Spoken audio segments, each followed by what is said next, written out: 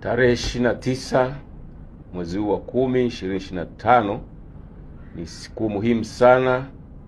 kwa taifa letu la Tanzania, ambapo Watanzania watatekeleza haki yao ya kikatiba ya kupiga kura kwa ajili ya kuchagua viongozi watakao waongoza katika nafasi ya urais, wabunge na udiwani. Jeshi la Polisi kupitia taarifa hii lingependa kuhakikishia wananchi na wageni watakaokuwa nchini mwetu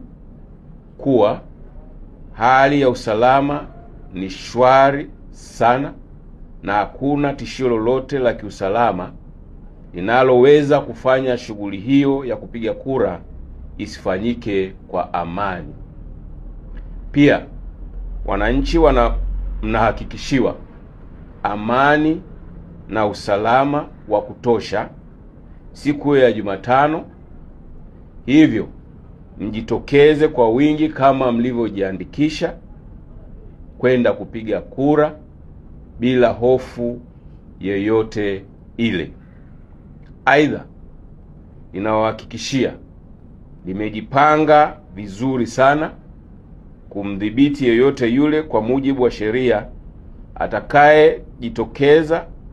ama kwa makusudi au kwa nia ovu kuvunja sheria za nchi ili kuhatarisha amani ya nchi kwa kisingizio chochote kile siku hiyo ya kupiga kura na baada ya kupiga kura. Atakaye thubutu kuvunja sheria asimlaumu au asilaumu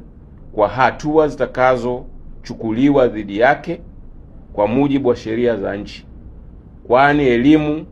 imetolewa vya kutosha na kwa muda mrefu.